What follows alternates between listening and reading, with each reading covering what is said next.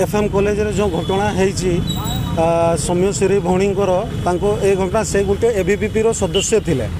तथापि से बारंबार कंप्लेन कले मंत्री को जनइले समस्त को जनइले तार कथा केही सुनिले नहीं तार सांगर काली गोटे स्टेटमेंट आसिला से जेते बेले जाइतिले कंप्लेन देबा पई ता संगरे मात्र 30 जन थिले 20 रो 30 बाकी 200 रो 300 जन पिला से मास्टर रो से भी गोटे एबीवीपी संगरे बुलुतिला से जी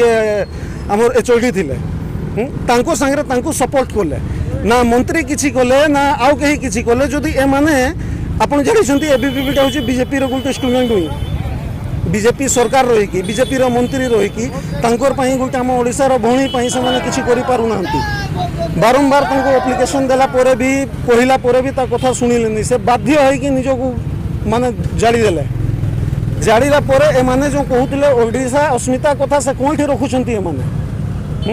धर्मेंद्र प्रधान जो कहउतले छाड़ो हो आज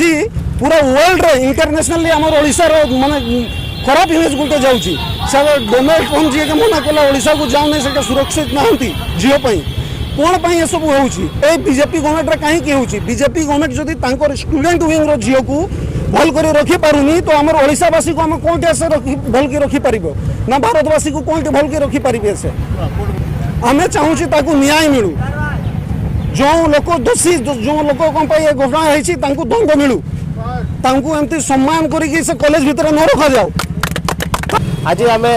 संपूर्ण ओडिशा बंद डाकरा जो कांग्रेस तरफ दिखाई मिलित संगठन आम समर्थन जनाऊँ और यही अंचल समस्त पार्टी मिसिक संगठन मिसिक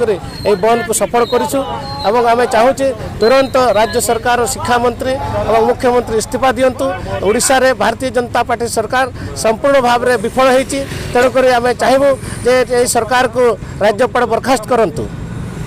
मो सारसकणा पूर्वतन पर्यवेक्षक भजरी महतो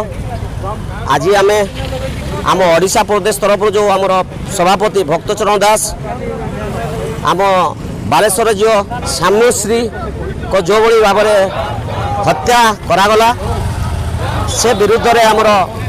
डाकरा दिया आज सारा ओडिशा बंद पाई आज आम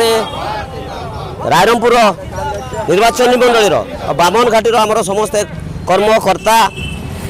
एमएलए एक्सएमएलए सबू एकत्रित होगी भाव में आमर शांति भाव में आज बंद रही बर्तमान सुधा बंद रही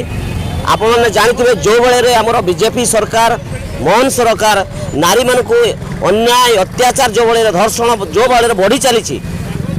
विरुद्ध आज आम बंद रखीचु।